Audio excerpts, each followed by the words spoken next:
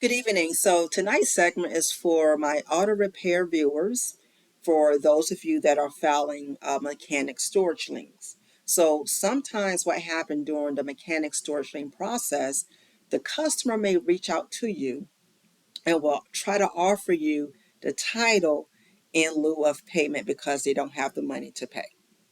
Let me start off by saying this is perfectly fine. Okay, this is fine. The only thing you would want to be mindful of, mechanics, is how to read the title. The title that the customer is going to give you, you would need to know what to look out for because you don't want to have a title that's going to be no good at the end.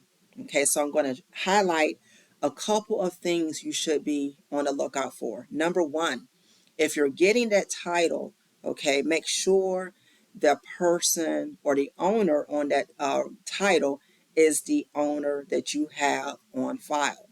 Okay, maybe there's a registration in the glove box. Make sure that matches. Maybe you've cited the customer's ID. Okay, and also with the mechanic lien process itself, that would give you an indication if you filed it correctly. It would give you an indication of who the actual owner is. So you can take that title that you have and compare it to the other points of information that you have. Okay. If the title that you have does not match, the ID, the registration, and the name on the record from the mechanic lien process, then my recommendation is do not accept that title because that title that you have is not going to be the actual owner on record. Okay. Number two, on that title, the owner on record should be signing off as the seller. Okay. So that you will be able to, get the title in your name and transfer it accordingly.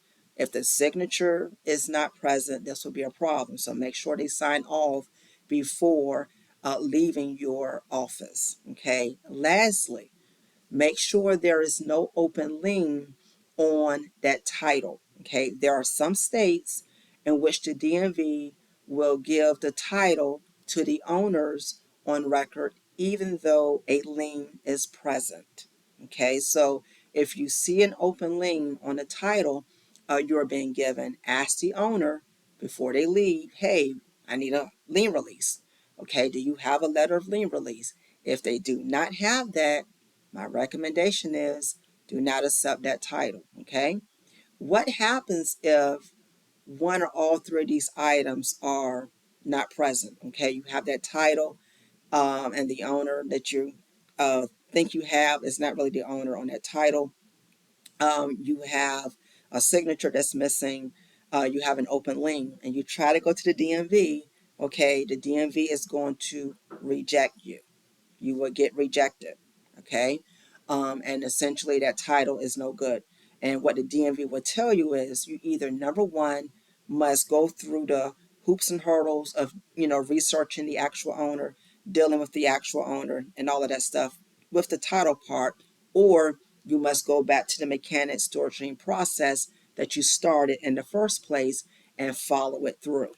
Okay, so those are going to be the two choices that you will have in the event you try to go to the DMV and the title that you receive from that customer is not a good title. Okay, so I want you guys again to be very careful.